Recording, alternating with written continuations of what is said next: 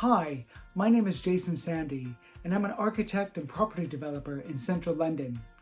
I've been mudlarking since 2012, and I've been a member of the Society of Thames Mudlarks since 2018.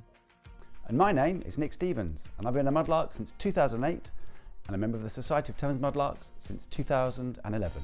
I'm also the co-author of Thames Mudlarking, Searching for London's Lost Treasures. Today, Nick and I want to show you some of the most extraordinary artifacts that have ever been found in the River Thames.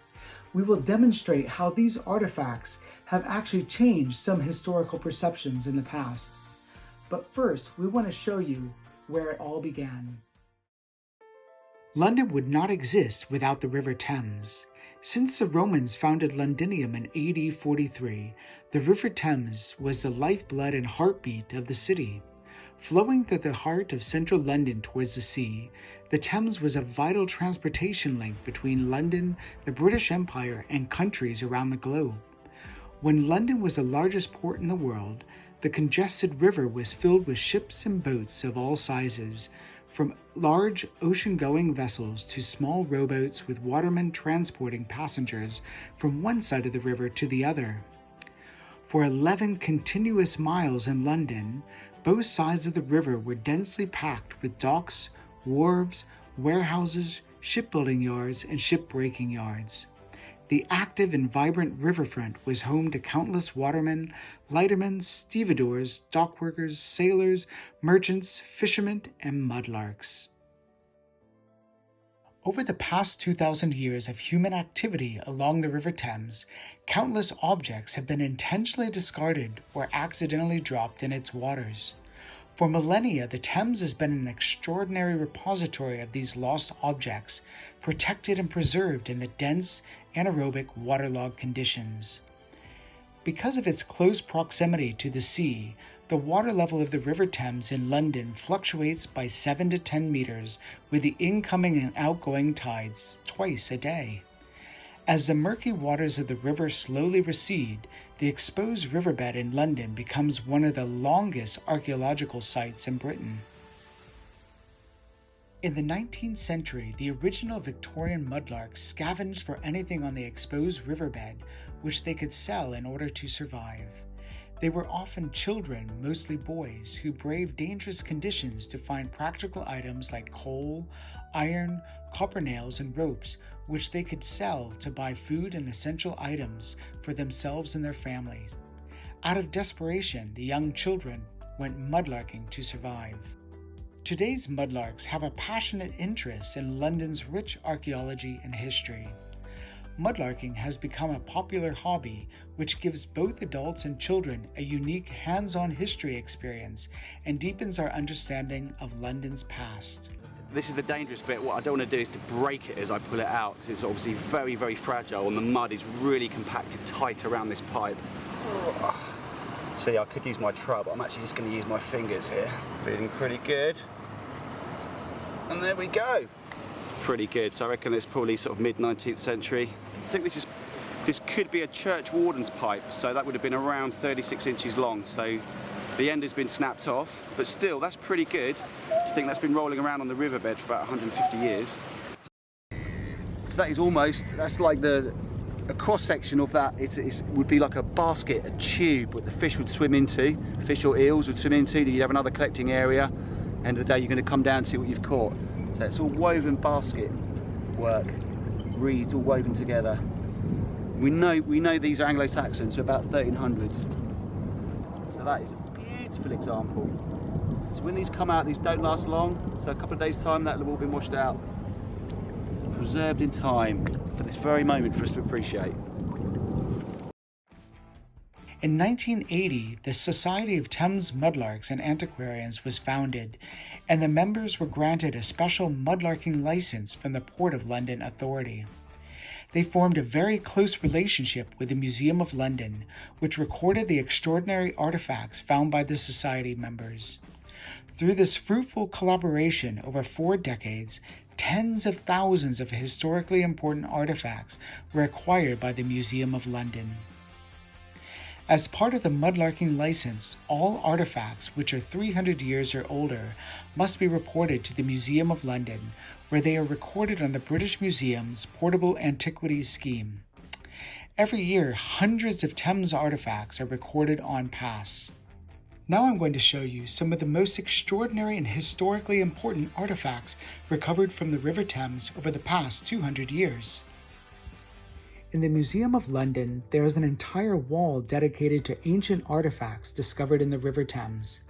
These artifacts include mattocks, flint tools, swords, rapiers, palstaves, socketed spearheads, socketed axeheads, flanged axeheads, daggers, sickles, and knives, which were all found along the River Thames in West London.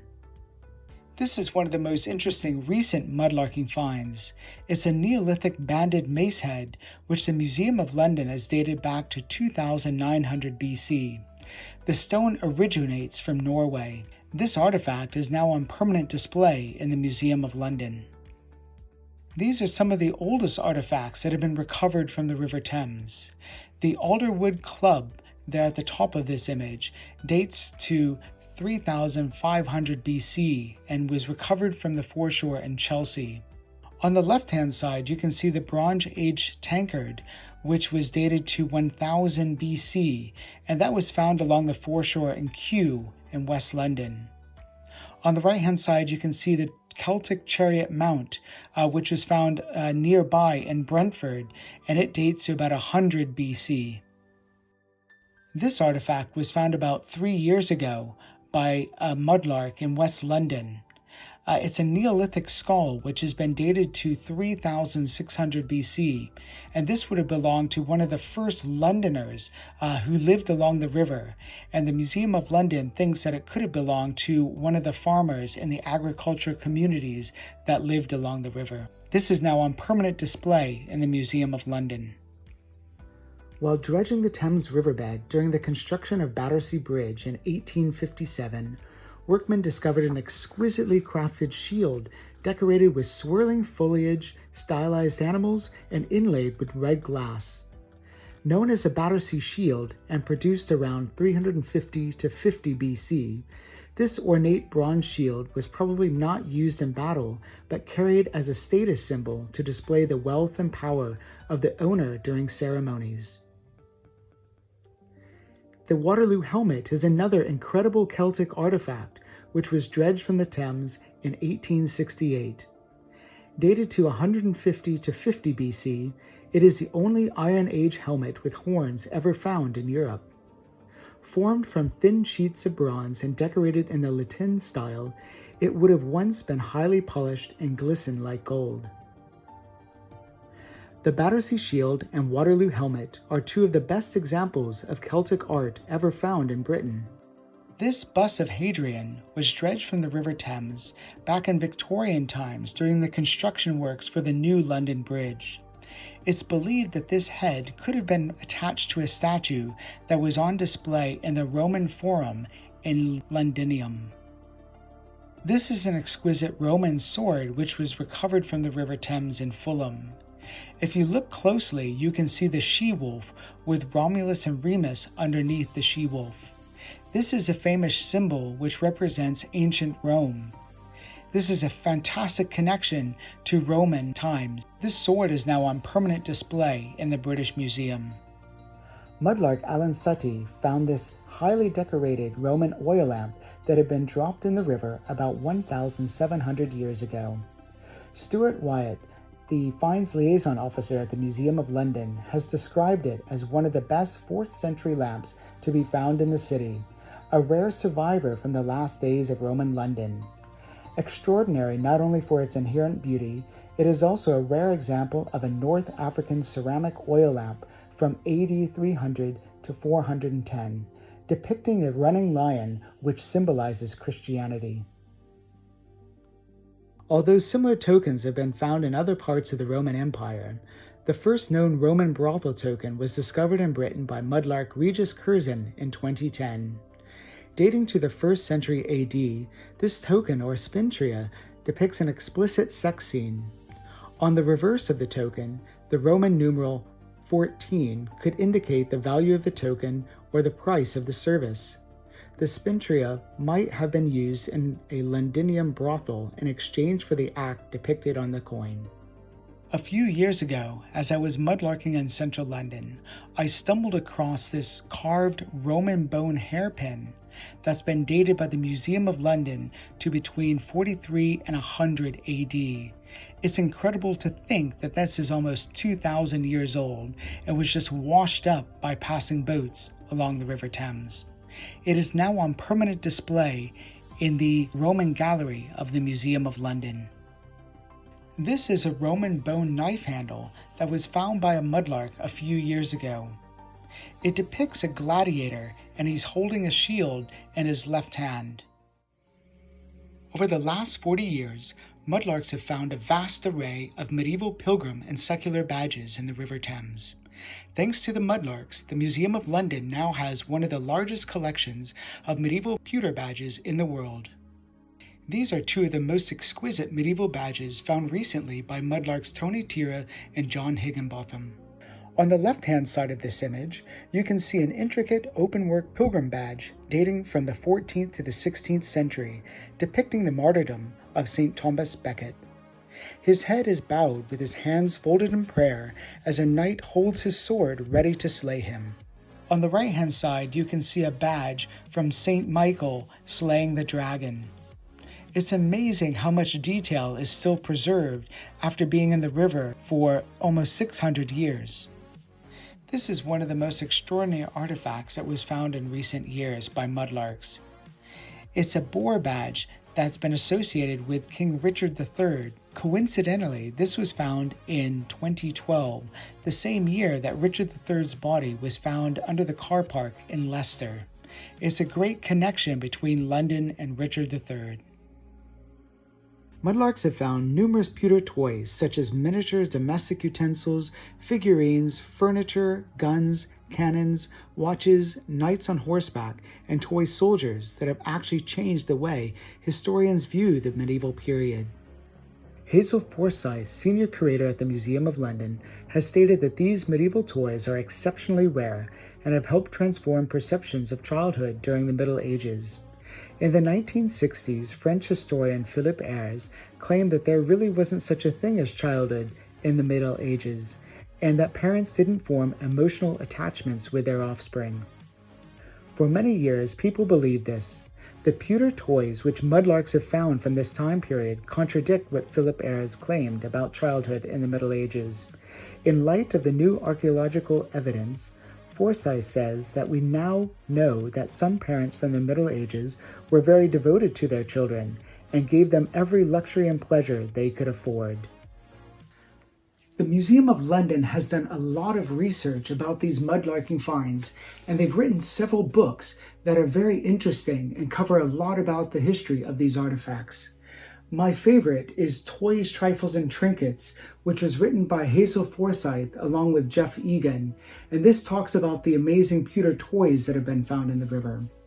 Another fascinating book is called Pilgrim Souvenirs and Secular Badges, which was written by Brian Spencer, and this covers a lot of the pilgrim badges and secular badges which have been found in the River Thames by mudlarks over the years. This interesting artifact is a ball and chain which was found by mudlarks a few years ago. This artifact is still a mystery. No one knows if the person who was wearing this drowned in the Thames or actually made a perilous escape from the ball and chain. In 2015, mudlark Tobias Netto discovered an extremely rare 19th century Victoria Cross medal in the River Thames. This particular medal was awarded to a soldier for his act of valor during the Battle of Inkerman in the Crimean War.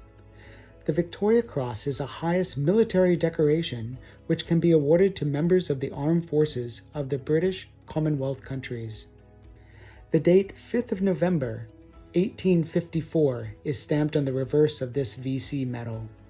The cross was originally suspended from a bar in which the recipient's name, rank, number, and unit were engraved. Unfortunately, the suspension bar is missing, so the identity of the soldier who received this VC medal remains a mystery.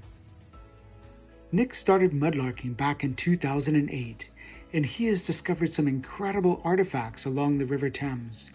Many of these objects are thousands of years old. One of his best finds was even featured on the cover of Current Archaeology magazine. So, as a lover of fossils, when I spotted this, I could not believe it. Here we go. I don't know if it's pretty obvious to you. It was pretty obvious to me when I found it. It's very tooth-like. Strangely, I found it on top of a barge bed, which is a strange place to find such a fossil. When I got it home, did a bit of research, I discovered that it was a tooth from a shark, a prehistoric shark called a megalodon, which lived about 16 million to 2.5 million years ago. So pretty old. I wasn't sure if this was a native prehistoric creature. I thought perhaps these things only lived elsewhere in the world, but actually this creature, the megalodon, used to swim around the British coast all those years ago. It's quite worn. If you find them in excellent condition, they still have the serration on, but this is actually quite worn, obviously due to the River Thames. And my research sort of showed that it was washed out of the Essex clay, and it just kind of got washed out and washed down the river and thrown up onto this barge bed where I found it. It has such a beautiful patina on it. You'll have a close up in a little while, you can see close up what it looks like. But this is my best fossil that I've ever found. I've found quite a few fossils, mostly sea urchins, sometimes bits of coral, but this is a complete one-off for the River Thames. Megalodon tooth. So my oldest handmade find is this, which is a handmade flint tool. It's called an adze, and the type and style is called a Thames pick. And the reason why is because this type of design is only ever found in the Thames Valley, and it's Mesolithic, and it's dates from about 8,500 years BC, so very, very old.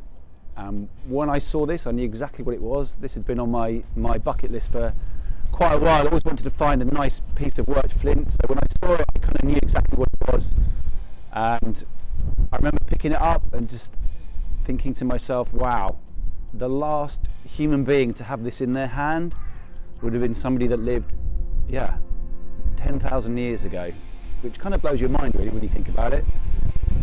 As to why it was in the river, obviously we'll never know, but it's quite possible that this might have been a votive offering, so sort of placed into the river to the river gods in the hope that, you might hope for good crop, healthy children, living a long life, whatever that sentiment might have been as to why it was placed in the river. Possibly it was accidentally dropped. Obviously, as I said, we'll never know.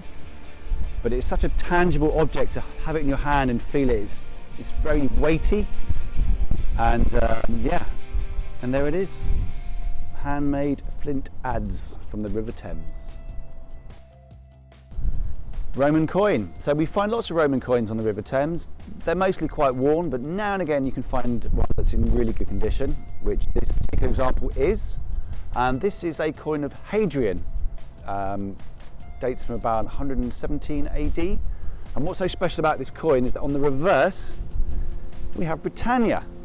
And this was the first use of Britannia on a British coin. It wasn't until many years later, until Charles II, around 1672, decided to use the Britannia again and put her on a farthing. 1672, Charles II. This was an amazing day when I found this. I was out with some friends who had some younger children, and I was trying to be enthusiastic and encouraging as to what we might be able to find. And we all got a bit bored, we'd not really found much, and then all of a sudden I saw this, just the loop sticking out the top of the mud, and I thought it was a key, so I gave it a pull and nothing happened, and instantly I knew what it was. So I gathered everybody around and I said, okay, I think I know what this is. I think this is a syringe. It might not be whole, but let's pull it out and let's see. So we pulled and literally this came out of the mud, and it's a syringe, but it's not any old syringe. This has a very specific purpose, and it's to cure syphilis. So this would have been filled with mercury and injected in a certain place, and the idea was that the mercury would actually kill the syphilitic disease. What they didn't realise actually was that injecting mercury into you did a lot more harm than good. Thanks to the Thames mud, the preservation of this artefact is exceptional, to the point where, when I'd cleaned it out, I was able to simply unscrew it and the whole thing comes apart. It's only missing a little leather washer, which would have kept the seal inside so it could force out the mercury. Often administered by the ship's doctor, it was also self-administered, so you could treat yourself with the mercury, and it's still perfectly functional. It's Georgian, so about 1800, something like that, and in complete perfect condition. Syphilitic syringe. So this is probably my most famous find that I've ever found. Obviously I couldn't bring the bones with me today, but this is exactly what I saw on that particular day. This is what I saw staring up at me out of the mud. This skull. And it turned out to be a young child of about 12 years old, and carbon-14 testing dated her to around 1730. And initially I just found the skull, and very quickly I called the police, because that's what you do, and it took them quite a while to come down onto the foreshore. By that time the water had come in and covered up the skull, but luckily I'd put a marker in place, so I was able to go out and retrieve the skull from the riverbed, and that's all we thought there was. And the police said that they went back a couple of days later to see if there was any more bones, but said they couldn't find anything. So it was about a year later that I went back to the same spot with Natalie from Thames Discovery, and we were digging around in that area and we found a few more bones, which she was convinced were human bones. So she said we need to stop and we need to come back with some of her colleagues from Thames Discovery, which is what we did the next day. And we did a full excavation and managed to find the rest of this poor unfortunate person. In total we found about 97% of the bones for this poor child, which are now at the depot at Eagle Wharf Road. I've been to a few lectures where they've used the entire skeleton laid out in all the bones in the right order, and it's one of the best articulated skeletal remains ever found on the River Thames, and this is what I saw on that particular day. Over the past 40 years, modern mudlarks have discovered and recovered vast amounts of historical artifacts. A few years ago, the Thames Museum Trust was founded in order to create a new museum dedicated solely to the archaeology of the River Thames. Our aim is to tell the story of London through finds made by us mudlarks. With many people that have taken up this hobby now, our own collections are vast, but unfortunately most of it just sits at home gathering dust in boxes under our beds and in cupboards.